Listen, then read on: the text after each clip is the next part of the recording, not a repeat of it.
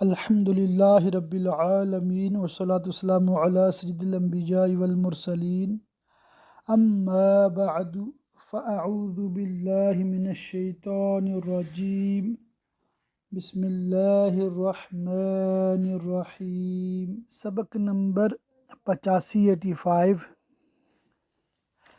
بہار شریعت فقہ جلد نمبر 3۔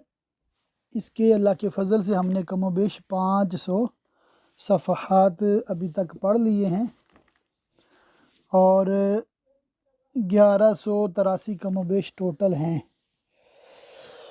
آج کا سبق بھی انشاءاللہ تعالی مختلف موضوعات پہ ہوگا، جن میں سے پہلا موضوع ہے عیادت و علاج کا بیان۔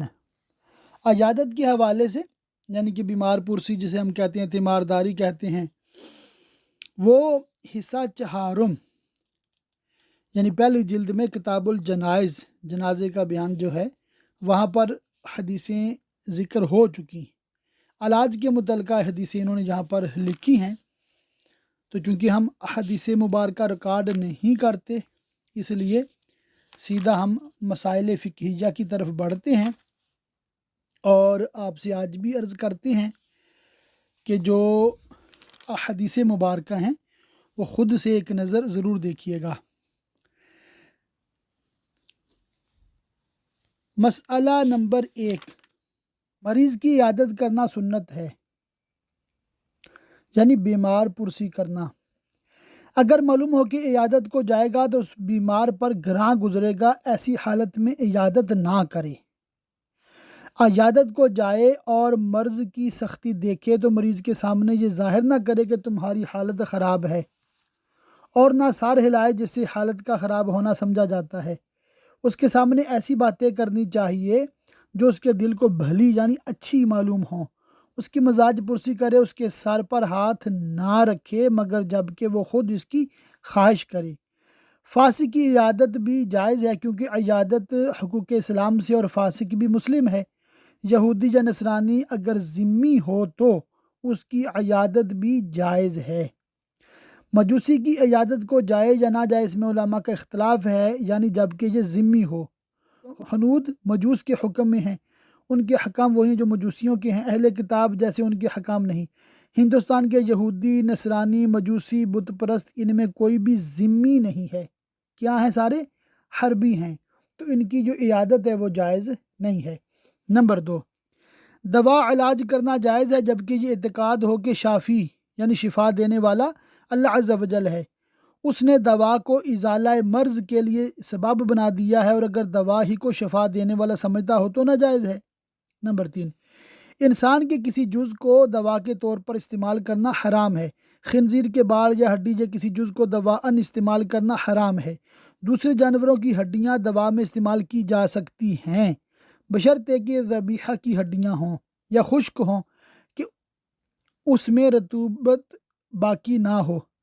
ہڈیاں اگر ایسی دوا میں ڈالی گئی ہوں جو کھائی جائے گی تو یہ ضروری ہے کہ ایسے جانور کی ہڈی ہو جس کا کھانا حلال ہے اور ذبح بھی کر دیا ہو۔ مردار کی ہڈی کھانے میں استعمال نہیں کی جا سکتی۔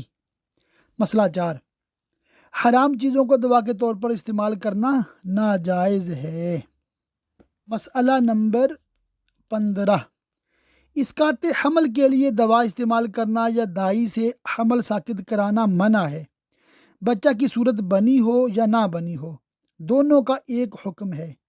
ہاں اگر عذر ہو، مثلاً عورت کے شیر خوار بچہ ہے اور باپ کے پاس اتنا نہیں کہ دائیا مقرر کرے، یا دائیا دستیاب نہیں ہوتی اور حمل سے دودھ خشک ہو جائے گا اور بچہ کے ہلاک ہونے کا اندیشہ ہے، تو اس مجبوری سے حمل ساقط کیا جا سکتا ہے، بشرطے کہ اس کے اعضاء نہ بنے ہوں، اور اس کی مدت 120 دن ہے۔ یعنی جب تک 120 دن کا حمل نہیں ہوا، اعضاء نہیں بنے، تو کسی مجبوری میں حمل ضائع کیا جا سکتا ہے، مگر اگر مجبوری ہے اور 120 دن سے اوپر گزر گئے ہیں تو اب حمل ضائع نہیں کر سکتے، کیونکہ بچے میں جان آ گئی ہے، اعضاء بن گئے ہیں۔ یہ ایسا ہی ہے جیسے کسی کو زندہ قتل کرنا۔ اس کے بعد لہو و لعب کا بیان ہے۔ مسئلہ نمبر 1 ہے نوبت بجانا اگر تفاخر کے طور پر ہو تو ناجائز ہے۔ اور اگر لوگوں کو اس سے متنبع کرنا مقصود ہو اور نفخات سور یاد دلانے کے لیے ہو تو تینوں وقتوں میں نوبت بجانے کی اجازت ہے۔ بعد عصر، بعد عشاء اور بعد نصف شب کے ان اوقات میں نوبت کی نفخ سور سے مشابہت ہے۔ مسئلہ 2، عید کے دن اور شادیوں میں دف بجانا جائز ہے جبکہ سادے ہوں، اس میں جھانج نہ ہوں اور قواعد موسیقی پر نہ بجائے جائیں، یعنی محض ٹھپ ٹھپ کی آواز بے سری ہو جس سے اعلان نکاح مقصود ہو۔ ایک اور جگہ لکھا ہے کہ دف اگر نابالغ چھوٹی بچیاں جو ہوتی ہیں وہ بجائیں تو یہ جواز کی صورت ہے۔ بالغہ عورتیں یا بالغ مرد یا لڑکے چھوٹے یہ بجائیں تو مکروہ ہے۔ مسئلہ 3، لوگوں کو بیدار کرنے اور خبردار کرنے کے ارادہ سے بگل بجانا جائز ہے۔ اسی طرح اور بھی مختلف جواز کی صورتیں ہیں۔ مسئلہ 4 ہے گنجیفہ۔ یہ کھیل کا نام ہے جو تاش کی طرح کھیلا جاتا ہے۔ اس میں 96 پتے اور 8 رنگ ہوتے ہیں اور 3 کھلاڑی کھیلتے ہیں۔ چوسر یعنی نرد شیر چوسر ایک کھیل ہے۔ ایک بادشاہ ارد شیر بن حابق نے یہ جوا ایجاد کیا تھا۔ کھیلنا ناجائز ہے۔ شطرنج کا بھی یہی حکم ہے، مطلب ناجائز ہے۔ اسی طرح لہو و لعب کی جتنی قسمیں سب باطل ہیں، صرف 3 قسم کے لہو کی حدیث میں اجازت ہے۔ بی سے ملاعبت یعنی اپنی وائف سے کھیلنا، دوسرا گھوڑے کی سواری اور تیسرا تیر اندازی کرنا۔ نمبر 5 ہے ناچنا، تالی بجانا، ستار، ایک تارا، 2 تارا، ہارمونیم، چنگ، تنبورہ بجانا، یعنی کہ موسیقی کے جتنے بھی اوزار ہیں۔ اسی طرح دوسرے قسم کے باجے سب ناجائز ہیں۔ سب کیا ہیں؟ ناجائز ہیں۔ مسئلہ 10 ہے کشتی لڑنا اگر لہو و لعب کے طور پر نہ ہو بلکہ اس لیے ہو کہ جسم میں قوت آئے اور کفار سے لڑنے میں کام دے، یہ جائز اور مستحسن اور کار ثواب ہے، مگر ستر پوشی کے ساتھ۔ ٹھیک ہے، اس سے پتہ چلا کہ جم میں ایکسرسائز وغیرہ کرنا اس نیت سے کہ جسم میں قوت رہے یہ جائز ہے۔ مسئلہ 11، ہنسی مذاق میں اگر بیہودہ باتیں، گالی گلوچ اور کسی مسلم کی ایذا رسانی نہ ہو، محض پر لطف اور دل خوش کن باتیں ہوں جن سے اہل مجلس کو ہنسی آئے اور خوش ہوں، اس میں حرج نہیں۔ آگے ہے اشعار کا بیان۔ مفتی امجد علی اعظمی صاحب مختلف احادیث مبارکہ لکھنے کے بعد لکھتے ہیں، ان احادیث سے یہ معلوم ہوا کہ اشعار اچھے بھی ہوتے ہیں اور برے بھی۔ اگر اللہ اور رسول عز و جل و صلی اللہ تعالی علیہ وآلہ وسلم کی تعریف کے اشعار ہوں یا ان میں حکمت کی باتیں ہوں، اچھے اخلاق کی تعلیم ہو تو اچھے ہیں، اور اگر لغو و باطل پر مشتمل ہوں تو برے ہیں۔ اور چونکہ اکثر شعراء ایسے ہی بے تکی ہانکتے ہیں، اس وجہ سے ان کی مذمت کی جاتی ہے۔ مسئلہ 1، جو شعار مباح ہوں ان کے پڑھنے میں حرج نہیں ہے۔ شعار میں اگر کسی مخصوص عورت کے اوصاف کا ذکر ہو اور وہ زندہ ہو تو پڑھنا مکروہ، اور مر چکی ہو یا خاص عورت کا ذکر نہ ہو تو پڑھنا جائز ہے۔ شعر میں لڑکے کا ذکر ہو تو وہی حکم ہے جو عورت کے متعلق اشعار کا ہے۔ مسئلہ 2، اشعار کے پڑھنے سے اگر یہ مقصود ہو کہ ان کے ذریعہ سے تفسیر و حدیث میں مدد ملے، یعنی عرب کے محاورات اور اسلوب کلام پر مطلع ہو، جیسا کہ شعراء جاہلیت کے کلام سے استدلال کیا جاتا ہے، اس میں کوئی حرج نہیں۔ اس کے بعد ہے جھوٹ کا بیان۔ مسئلہ 1، 3 صورتوں میں جھوٹ بولنا جائز ہے، یعنی اس میں گناہ نہیں۔ ایک جنگ کی صورت میں کہ جہاں اپنے مقابل کو دھوکہ دینا جائز ہے، اسی طرح جب ظالم ظلم کرنا چاہتا ہو اس کے ظلم سے بچنے کے لیے بھی جائز ہے۔ دوسری صورت یہ ہے کہ 2 مسلمانوں میں اختلاف ہے اور یہ ان دونوں میں صلح کرانا چاہتا ہے، مثلا ایک کے سامنے یہ کہہ دے کہ وہ تمہیں اچھا جانتا ہے، تمہاری تعریف کرتا ہے، یا اس نے تمہیں سلام کہلا بھیجا ہے، اور دوسرے کے پاس بھی اسی قسم کی باتیں کرے تاکہ دونوں میں عداوت کم ہو جائے اور صلح ہو جائے۔ تیسری صورت یہ ہے کہ بیوی یعنی وائف کو بیوی کو خوش کرنے کے لیے کوئی بات خلاف واقع کہہ دے۔ مسئلہ 2، توریہ یعنی لفظ کے جو ظاہر معنی ہیں وہ غلط ہیں مگر اس نے دوسرے معنی مراد لیے جو صحیح ہیں۔ ایسا کرنا بلا حاجت جائز نہیں، اور حاجت ہو تو جائز ہے۔ توریہ کی مثال یہ ہے کہ تم نے کسی کو کھانے کے لیے بلایا، وہ کہتا ہے میں نے کھانا کھا لیا، اس کی ظاہر معنی یہ ہے کہ اس وقت کا کھانا کھا لیا ہے، مگر وہ یہ مراد لیتا ہے کہ کل کھایا ہے، یہ بھی جھوٹ میں داخل ہے۔ مسئلہ 4، جس اچھے مقصد کو سچ بول کر بھی حاصل کیا جا سکتا ہو اور جھوٹ بول کر بھی حاصل کر سکتا ہو، اس کے حاصل کرنے کے لیے جھوٹ بولنا حرام ہے۔ مسئلہ 5، کسی نے چھپ کر بے حیائی کا کام کیا، اس سے دریافت کیا گیا تو نے یہ کیا، وہ انکار کر سکتا ہے، کیونکہ ایسے کام کو لوگوں کے سامنے ظاہر کر دینا یہ دوسرا گناہ ہے۔ اسی طرح اگر اپنے مسلم بھائی کے بھید پر مطلع ہو تو اس کے بیان کرنے سے بھی انکار کر سکتا ہے۔ زبان کو روکنا اور گالی گلوچ، غیبت اور چغلی سے پرہیز کرنا، اس کے متعلقہ مختلف یہاں پر احادیث مبارکہ ہیں، تو اس کو آپ ممکن ہو تو ضرور پڑھیں، اور یہ بہترین مطلب ایک خزانہ ہے حدیث کی، بہت ساری کتابوں سے نکال کر ڈھونڈ کر مفتی صاحب قبلہ نے ہمارے لیے اس کو یہاں پر درج فرمایا ہے۔ بس اللہ پاک ہمیں توفیق دے کہ ہم کتابوں کو پڑھنے والے بنیں۔ مسائل فقہیہ ہیں۔ غیبت کے یہ معنی ہے کہ کسی شخص کے پوشیدہ عیب کو، جس کو وہ دوسروں کے سامنے ظاہر ہونا پسند نہ کرتا ہو، اس کی برائی کرنے کے طور پر ذکر کرنا، اور اگر اس میں وہ بات ہی نہ ہو تو یہ غیبت نہیں بلکہ بہتان ہے۔ قرآن مجید میں فرمایا وَلَا يَغْتَبْ بَعْضُكُمْ بَعْضًا أَيُحِبُّ أَحَدُكُمْ أَن يَأْكُلَ لَحْمَ أَخِيهِ مَيْتًا فَكَرِهْتُمُوهُ، تم آپس میں ایک دوسرے کی غیبت نہ کرو۔ کیا تم میں کوئی اس بات کو پسند کرتا ہے کہ اپنے مردہ بھائی کا گوشت کھائے، اس کو تو تم برا سمجھتے ہو۔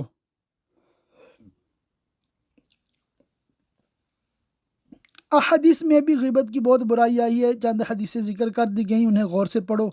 اس حرام سے بچنے کی بہت زیادہ ضرورت ہے۔ آج کل مسلمانوں میں یہ بلا بہت پھیلی ہوئی ہے، اس سے بچنے کی طرف بالکل توجہ نہیں کرتے۔ بہت کم مجلسیں ایسی ہوتی ہیں جو چغلی اور غیبت سے محفوظ ہوں۔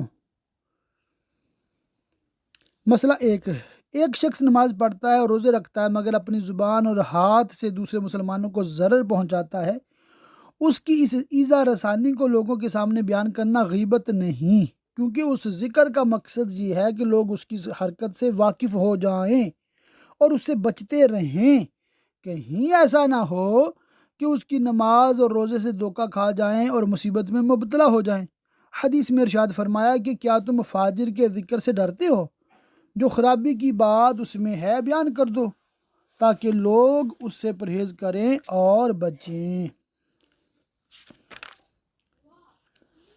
مسئلہ نمبر 6 ہے، فقیہ ابو اللیث نے فرمایا کہ غیبت 4 قسم کی ہے۔ ایک کفر، اس کی صورت یہ ہے کہ ایک شخص غیبت کر رہا ہے، اسے کہا گیا کہ غیبت نہ کرو، کہنے لگا یہ غیبت نہیں، میں سچا ہوں، اس شخص نے ایک حرام قطعی کو حلال بتایا۔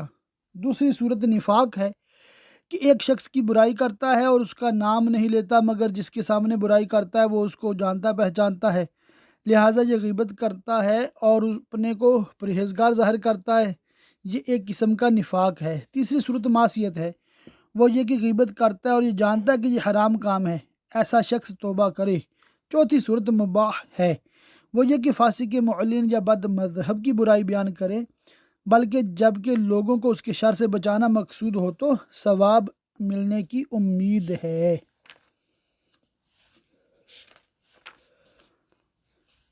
مسئلہ نمبر 21 ہے، جس کی غیبت کی اگر اس کو اس کی خبر ہو گئی تو اسے معافی مانگنی ضروری ہے، اور یہ بھی ضروری ہے کہ اس کے سامنے یہ کہے کہ میں نے تمہاری اس طرح غیبت یا برائی کی، تم معاف کر دو، اس سے معاف کرائے اور توبہ کرے، تب اسے بری ذمہ ہوگا، اور اگر اس کو خبر نہ ہوئی ہو تو توبہ اور ندامت کافی ہے۔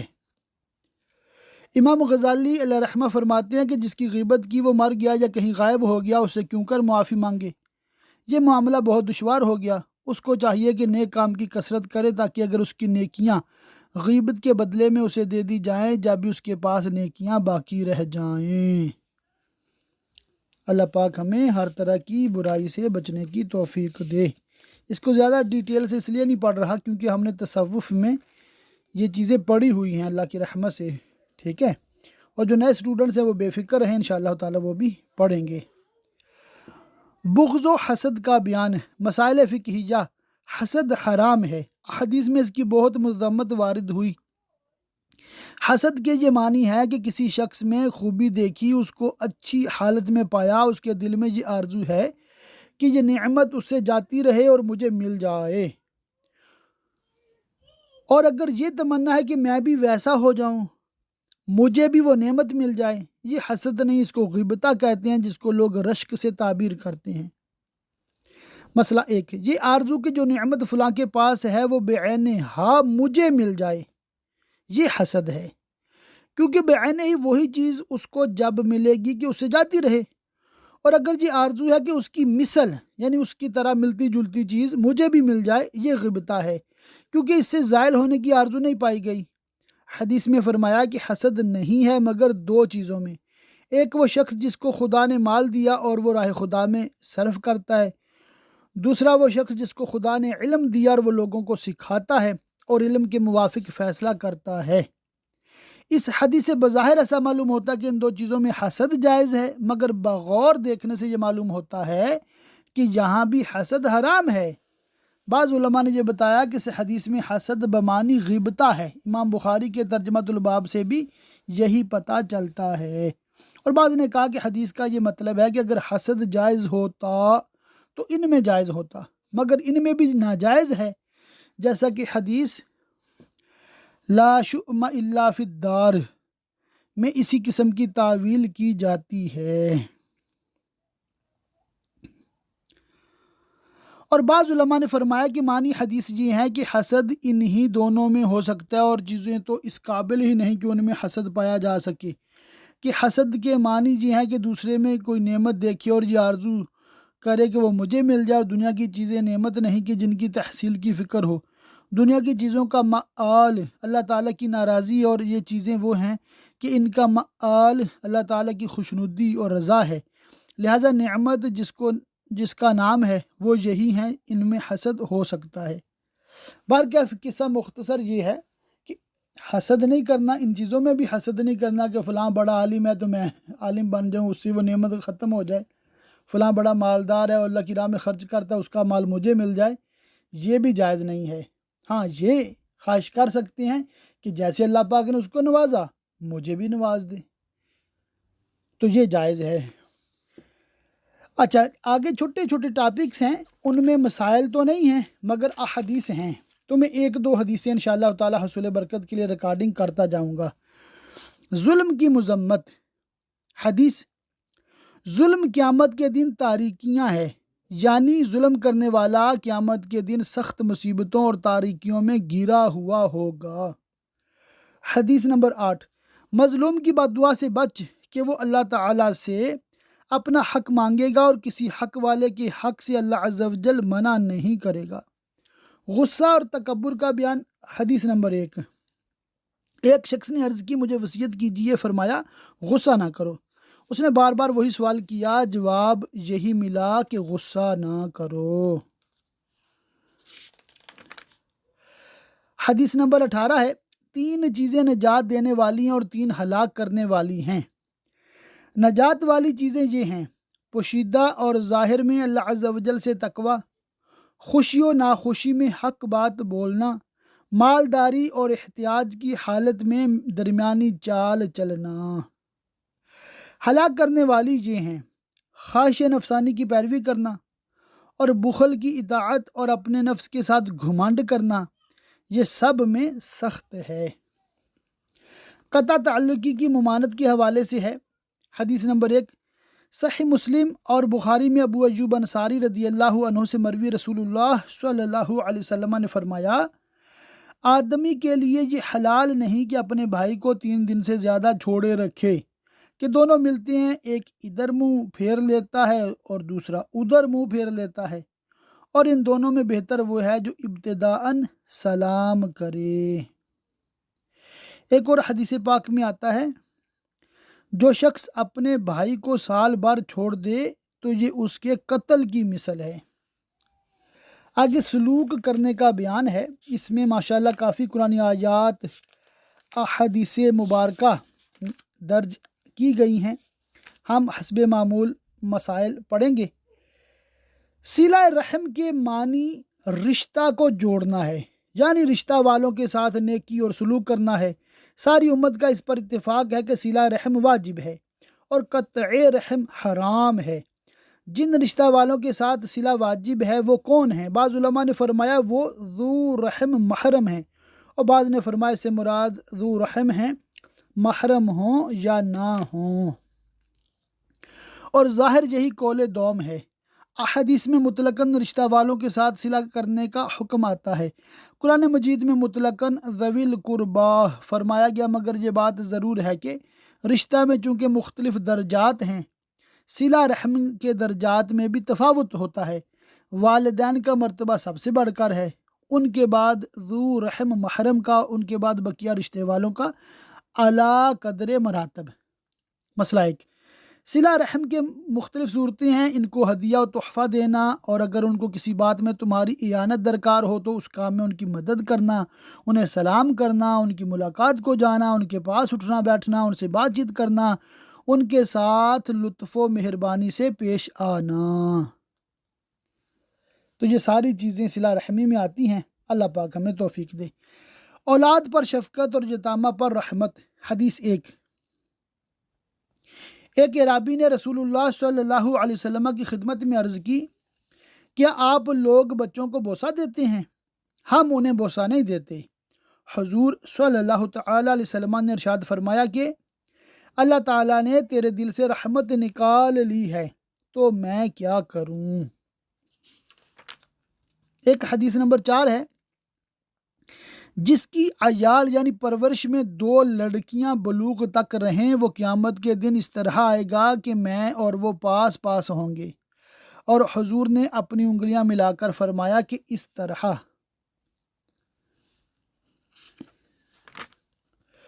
حدیث نمبر 16 ہے، اللہ تعالیٰ اس کو پسند کرتا ہے کہ تم اپنی اولاد کے درمیان عدل کرو یہاں تک کہ بوسہ لینے میں۔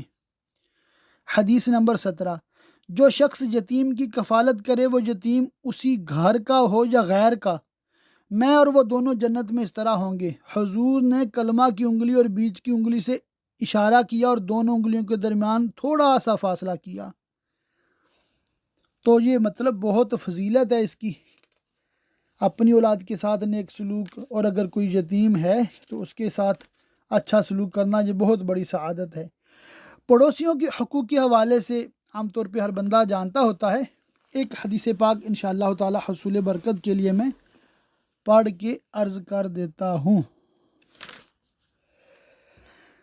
بہقی نے عبداللہ بن عمر رضی اللہ تعالیٰ عنہما سے بسند ضعیف روایت کی کہ رسول اللہ صلی اللہ تعالیٰ علیہ وسلم نے فرمایا، تمہیں معلوم ہے کہ پڑوسی کا کیا حق ہے؟ یہ کہ جب وہ تم سے مدد مانگے مدد کرو، جب قرض مانگے قرض دو، اور جب محتاج ہو تو اسے دو، اور جب بیمار ہو اسے عیادت کرو، اور جب اسے خیر پہنچے تو مبارکباد دو، اور جب مصیبت پہنچے تو تعزیت کرو، اور مر جائے تو جنازہ کے ساتھ جاؤ، اور بغیر اجازت اپنی عمارت بلند نہ کرو کہ اس کی ہوا روک دو، اور اپنی ہانڈی سے اس کو ایذا نہ دو مگر اس میں سے کچھ اسے بھی دو، اور میوے خریدو تو اس کے پاس بھی ہدیہ کرو، اور اگر ہدیہ نہ کرنا ہو تو چھپا کر مکان میں لاؤ، اور تمہارے بچے اسے لے کر باہر نہ نکلیں کہ پڑوسی کے بچوں کو رنج ہوگا۔ تمہیں معلوم ہے کہ پڑوسی کا کیا حق ہے؟ قسم ہے اس کی جس کے ہاتھ میں میری جان ہے، پوری طور پر پڑوسی کا حق ادا کرنے والے تھوڑے ہیں، وہی ہیں جن پر اللہ عز و جل کی مہربانی ہے۔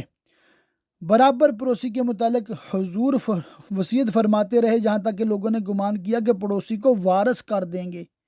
پھر حضور نے فرمایا، پڑوسی 3 قسم کے ہیں، بعض کے 3 حق ہیں، بعض کے 2 اور بعض کا 1 حق ہے۔ جو پڑوسی مسلم ہو اور رشتہ والا ہو اس کے 3 حق ہیں، حق جوار، حق اسلام، حق قرابت۔ پڑوسی مسلم کے 2 حق ہیں، حق جوار، حق اسلام، اور پڑوسی کافر کا صرف 1 حق جوار ہے۔ ہم نے عرض کی، یا رسول اللہ ان کو اپنی قربانیوں میں سے دیں۔ فرمایا کہ مشرکین کو قربانیوں میں سے کچھ نہ دو۔ آگے عنوان ہے مخلوق خدا پر مہربانی کرنا۔ اللہ عز و جل فرماتا ہے تعاونوا علی البر والتقوی ولا تعاونوا علی الاثم والعدوان، نیکی اور پرہیزگاری پر آپس میں ایک دوسرے کی مدد کرو اور گناہ و ظلم پر مدد نہ کرو۔ صحیح بخاری و مسلم میں جریر بن عبداللہ رضی اللہ تعالیٰ عنہ سے مروی رسول اللہ صلی اللہ تعالیٰ علیہ وسلم نے فرمایا اللہ تعالیٰ اس پر رحم نہیں کرتا جو لوگوں پر رحم نہیں کرتا۔ ایک حدیث پاک میں ہے رحمت نہیں نکالی جاتی مگر بدبخت سے۔ حدیث نمبر 20 ہے جہاں کہیں رہو خدا سے ڈرتے رہو، اور برائی ہو جائے تو اس کے بعد نیکی کرو، یہ نیکی اسے مٹا دے گی، اور لوگوں سے اچھے اخلاق کے ساتھ پیش آؤ۔ نرمی، حیا، خوبی اخلاق کا بیان ہے۔ حدیث نمبر 1 اللہ تعالیٰ مہربان ہے، مہربانی کو دوست رکھتا ہے، اور مہربانی کرنے پر وہ دیتا ہے کہ سختی پر نہیں دیتا۔ حدیث 5 کیا میں تم کو خبر نہ دوں کہ کون شخص جہنم پر حرام ہے اور جہنم اس پر حرام ہے؟ وہ شخص کی آسانی کرنے والا، نرم، قریب، سہل ہے۔ حدیث 8 حیا نہیں لاتی مگر خیر کو، حیا کل ہی خیر ہے۔ حدیث 10 حیا ایمان سے اور ایمان جنت میں ہے، اور بیہودہ گوئی جفا سے اور جفا جہنم ہے۔ حدیث نمبر جہنم میں ہے اور جفا جہنم میں ہے۔ حدیث 16 ایمان میں زیادہ کامل وہ ہیں جن کے اخلاق اچھے ہوں۔ حدیث 18 قیامت کے دن مومن کی میزان میں سب سے بھاری جو چیز رکھی جائے گی وہ خلق حسن ہے، اور اللہ تعالیٰ اس کو دوست نہیں رکھتا جو فحش گو بد زبان ہو۔ حدیث 22 جو شخص غصہ کو پی جاتا ہے حالانکہ کاٹ ڈالنے پر اسے قدرت ہے، قیامت کے دن اللہ تعالیٰ اسے سب کے سامنے بلائے گا اور اختیار دے دے گا کہ جن حوروں میں تو چاہے چلا جائے۔ حدیث 23 میں اس لیے بھیجا گیا کہ اچھے اخلاق کی تکمیل کر دوں، اچھوں کے ساتھ بیٹھنا اور بروں سے بچنا۔ حدیث 1 اچھے اور برے ہمنشین کی مثال جیسے مشک کا اٹھانے والا اور بھٹی پھونکنے والا۔ جو مشک لیے ہوئے ہے یا وہ تجھے اس میں سے دے گا یا تو اسے خرید لے گا یا تجھے خوشبو پہنچے گی، اور بھٹی پھونکنے والا تیرے کپڑے جلا دے گا یا تجھے بری بو پہنچے گی۔ حدیث نمبر 6 ہے اچھا ہمنشین وہ ہے کہ اس کے دیکھنے سے تمہیں خدا یاد آئے، اور اس کی گفتگو سے تمہارے عمل میں زیادتی ہو، اور اس کا عمل تمہیں آخرت کی یاد دلائے۔ اللہ کے لیے دوستی اور دشمنی کا بیان ہے۔ حدیث نمبر 3 ہے ایک شخص اپنے بھائی سے ملنے دوسرے قریہ میں گیا، اللہ تعالیٰ نے اس کے راستہ پر ایک فرشتہ بٹھا دیا۔ جب وہ فرشتہ اس کے پاس آیا اس نے دریافت کیا کہاں کا ارادہ ہے؟ کہا اس قریہ میں میرا بھائی ہے، اس سے ملنے جاتا ہوں۔ فرشتہ نے کہا کیا اس پر تیرا کوئی احسان ہے جسے لینے کو جاتا ہے؟ اس نے کہا نہیں، صرف یہ بات ہے کہ میں اسے اللہ عز و جل کے لیے دوست رکھتا ہوں۔ فرشتہ نے کہا مجھے اللہ عز و جل نے تیرے پاس بھیجا ہے کہ تجھے یہ خبر دوں کہ اللہ عز و جل نے تجھے دوست رکھا کہ تو نے اللہ عز و جل کے لیے اس سے محبت کی۔ حدیث نمبر 4 میں ہے جو کسی قوم سے محبت رکھتا اور ان کے ساتھ ملا نہیں، یعنی ان کی صحبت حاصل نہ ہوئی یا اس نے ان جیسے اعمال نہ کیے، ارشاد فرمایا آدمی اس کے ساتھ جس سے محبت ہے۔ اس حدیث سے معلوم ہوتا ہے کہ اچھوں سے محبت اچھا بنا دیتی ہے اور اس کا حشر اچھوں کے ساتھ ہوگا، اور بدوں کی محبت برا بنا دیتی ہے اور اس کا حشر ان کے ساتھ ہوگا۔ اس کے متعلقہ اور بھی روایتیں ہیں، بالکل آخر سے 2 روایتیں پڑھ کے انشاءاللہ تعالیٰ آج کا سبق مکمل کرتے ہیں۔ حدیث نمبر 20 جب ایک شخص دوسرے سے محبت رکھے تو اسے خبر کر دے کہ میں تجھ سے محبت رکھتا ہوں۔ حدیث نمبر 22 دوست سے تھوڑی دوستی کر، عجب نہیں کہ کسی دن وہ تیرا دشمن ہو جائے، اور دشمن سے دشمنی تھوڑی کر، دور نہیں کہ وہ کسی روز تیرا دوست ہو جائے۔ اللہ پاک کی بارگاہ میں دعا کہ اللہ پاک ہمیں خوب علم دین سیکھنے، سمجھنے، یاد رکھنے، عمل کرنے اور دوسروں تک پہنچاتے رہنے کی توفیق رفیق مرحمت فرمائے، آمین بجاہ النبی الامین وصلی اللہ تعالی علیہ وآلہ وصحبہ وبارک وسلم۔